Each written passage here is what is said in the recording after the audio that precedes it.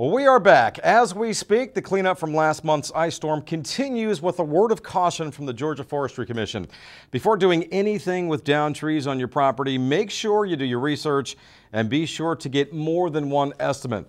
Now, recently, I traveled to Washington County, Georgia to get a first-hand look at the extensive amount of damage there and what's being done to help local growers. Well, of course, we have forest fires sometimes that affects the forest of the state. Tornadoes, ice storms. This is not the first one we've had over the years, but this is a very severe one. So severe that during and following the February storm, 40% of the Georgia Forestry Commission's workforce provided emergency response assistance to teams throughout the state, serving on chainsaw crews, delivering emergency supplies, and supporting other needed missions.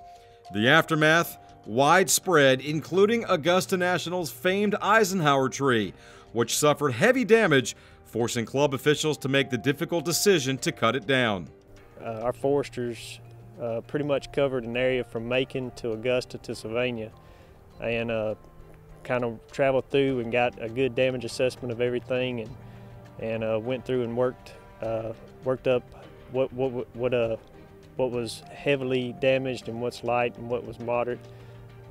And like I said, Jefferson, Burke, and Richmond and Columbia were the hardest hits, but we're in Washington County today, and even coming through, you know, your stands are going to have some adverse impact. This stand here has got 136 acres. This is a private landowner.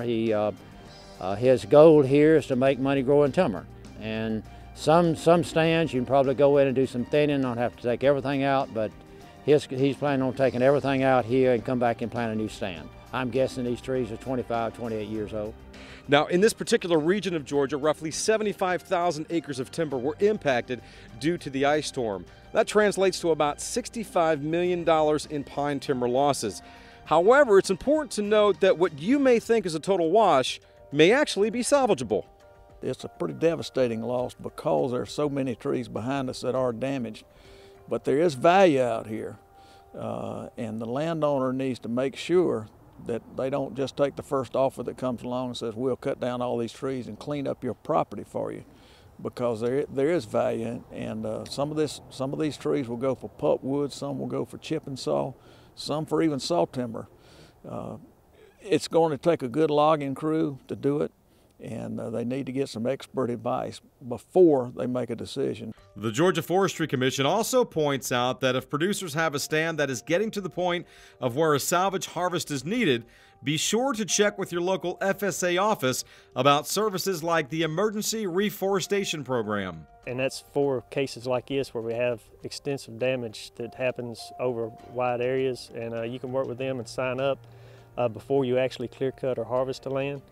And they will work with the Forestry Commission, and we'll come out and assess and try to get some cost share opportunities so that the reforestation won't cost that much for the landowner to reforest their properties.